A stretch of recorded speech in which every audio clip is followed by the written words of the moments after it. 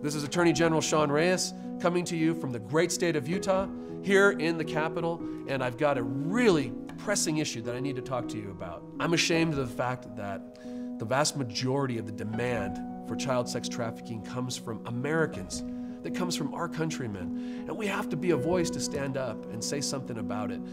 And so there are many groups around, like Fahody and Friends, many other organizations. A lot of the different government agencies in law enforcement are fighting against human trafficking at the federal level. Friends at FBI and Homeland Security, they do an incredible job. Our prosecutorial allies and friends, the U.S. Attorney's Office, again, all at the federal level. There's so many agencies fighting this, and I hope that they continue that fight. On the local level, with our sheriffs and their deputies, with our police chiefs and their officers, they are all into this fight. Our first responders, firefighters, EMTs, they also are a critical element in helping us recognize and interdict or disrupt human trafficking. And at the state level, our friends at the Department of Public Safety, all of my investigators at the Utah Attorney General's office who go out there and run into and towards danger while we're running away from it, I want to thank all of them too. They're doing an incredible work. So think about that, ladies and gentlemen.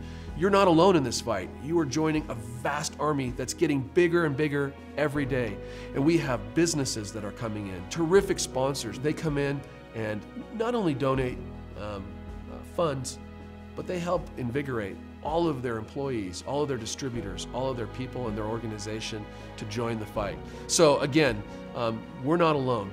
In the state of Utah, I probably have the privilege of hosting on a weekly basis delegations of international visitors. At least several times a month, we get visits from visitors who only want to talk about how to fight human trafficking. And they're not flying into Washington, D.C., they're not flying into New York, they're flying here into Salt Lake City because Utah has become an international leader in this effort. And I think we owe a lot of that to Operation Underground Railroad.